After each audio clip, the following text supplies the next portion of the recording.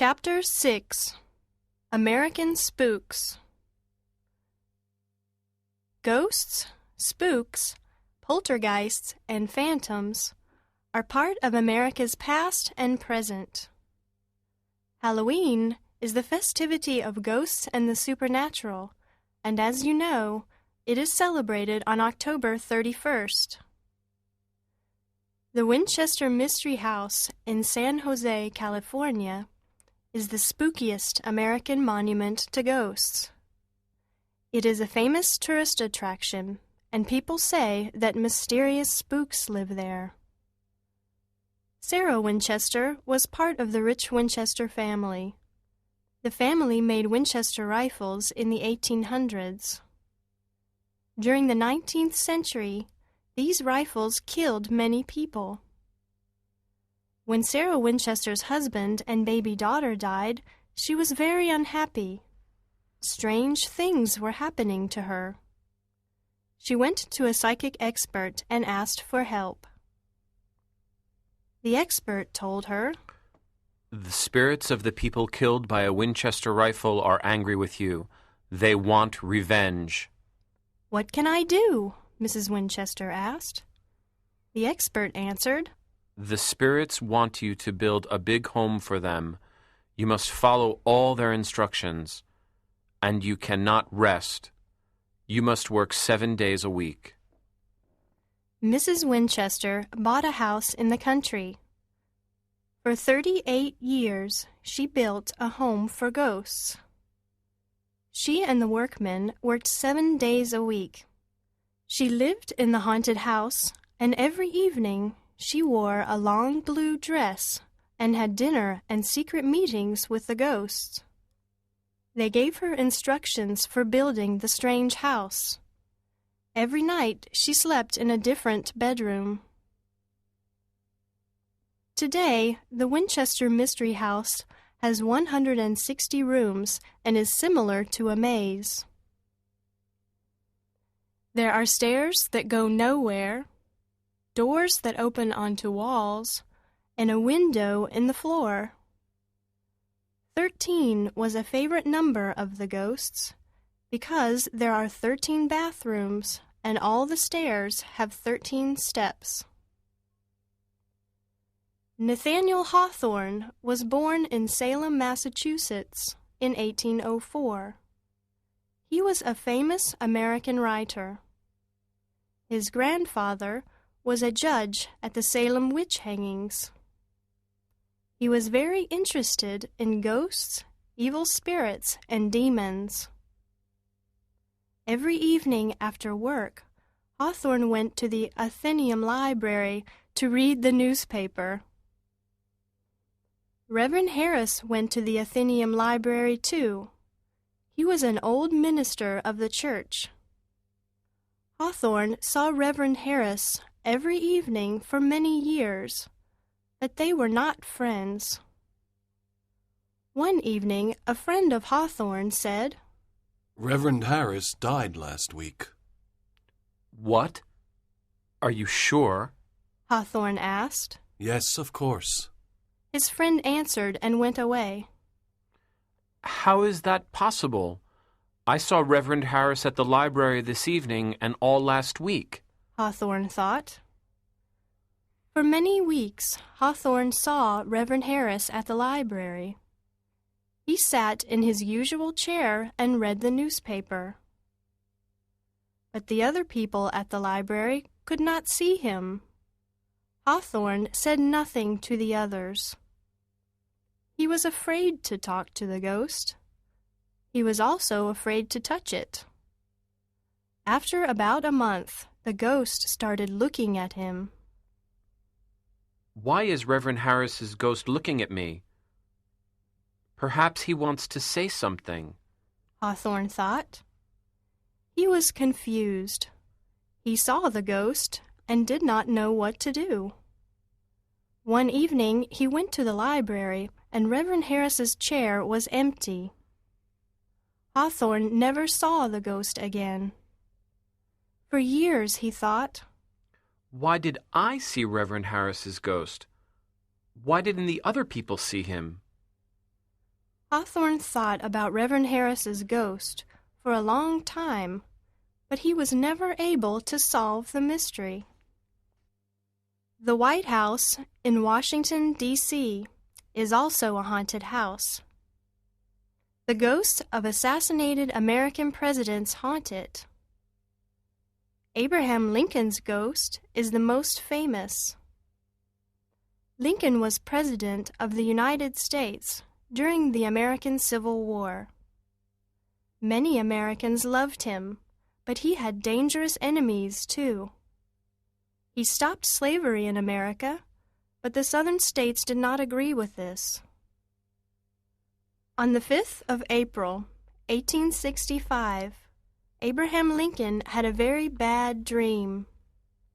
He was at the White House, and he heard people crying in the next room. He got up and went to the East Room. He saw a coffin in the middle of the room. Many people walked by the coffin. Who is inside the coffin? He asked a man. The President of the United States, sir. An assassin killed him. What? Said Lincoln. He looked inside the coffin and saw his own body. He was dead.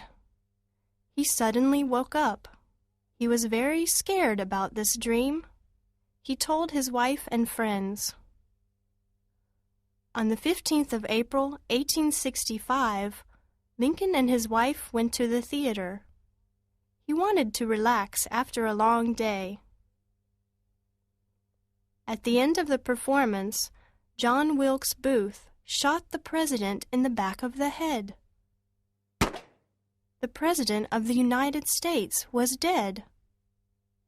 Was Lincoln's dream a coincidence, or did he have supernatural powers? In the 1920s, President Coolidge's wife saw Lincoln's face at the window of the Oval Office. He was very sad. In the 1930s, Queen Wilhelmina of the Netherlands was a guest at the White House. One evening, she heard a knock at the door. She opened it and saw Lincoln's ghost. He looked at her and then walked away. In the 1980s, President Reagan's daughter saw Lincoln's ghost too. Today, people at the White House still see his ghost in the East Room, in the Oval Office, and in the halls. Chapter 7. Spanish Spirits. Maria, Juan, and Miguel Pereira lived in the village of Belmez in southern Spain. They were farmers. On the 23rd of August, 1971, Maria Pereira was in the kitchen of her home. Suddenly, she saw an image of a human face on the kitchen floor. She tried to wash the floor, but the face did not go away. It became more visible. It was the sad face of a man with big eyes. "Juan, come quickly. There is something strange on the kitchen floor," Maria cried. Her husband came quickly and looked at the floor. He was terrified. "Oh no! What is this? A human face! Call Miguel!" Juan said. Their son, Miguel, looked at the floor and said, "What's happening? This is macabre." Miguel took a hammer and destroyed part of the floor. But soon after, another face appeared, and then another. Miguel destroyed another part of the floor. But after a few days, other faces appeared. There were faces of men, women, and children of different ages. Sometimes small crosses appeared too. At other times, Parts of the body were visible. A woman's hand with a flower. Soon everyone in Belmez knew about the mysterious faces. People came from other parts of Spain to see them. Many psychic experts were interested too. Professor de Argamosa of the University of Madrid started studying the faces. He also studied the chemical composition of the floor, but he found nothing unusual. Professor de Argamosa discovered that in the 17th century the governor of Granada executed 5 people in Belmez. But this was not a complete explanation, because there were more than 5 faces. Workmen started digging under the Pereira's house. They found many skeletons under the kitchen floor. 2 skeletons were headless. Was this an old cemetery? Yes, it was. In the past, there was a cemetery in the same place as the house. Perhaps the faces were the spirits of the dead in that cemetery. Professor de Argamosa heard horrible cries and frightened voices in the Pereira kitchen. He made a recording of the cries and voices. He could also hear words in Spanish. Experts from other countries went to Belmez to study the mysterious faces. The psychic expert, José Martínez Romero, wrote a book about them. But no one has an answer yet. Chapter 8. Literary Ghosts. Ghosts and the supernatural are part of literature. Let's meet some famous literary ghosts. William Shakespeare used ghosts in several of his plays. In Hamlet, the castle guards see the ghost of Hamlet's father one night. Then the ghost speaks to Hamlet and tells him terrible things about his murder. Shakespeare's play Macbeth begins with 3 ugly witches. They tell Macbeth and Banquo strange things about their future. Later on in the play, Banquo's ghost appears at a banquet table and scares Macbeth. In Richard III, the sad ghosts of 2 boy princes appear to King Richard. He murdered them earlier in the play. In Julius Caesar, Caesar's ghost appears to remind Brutus of his crime. The American writers, Nathaniel Hawthorne and Edgar Allan Poe, were very interested in the supernatural and in spirits. Their stories often talk about ghosts, evil spirits, and demons. In Poe's stories, death and the supernatural are often present. In Eleanora, 1842, the ghost of Eleanora returns to give a message to the narrator.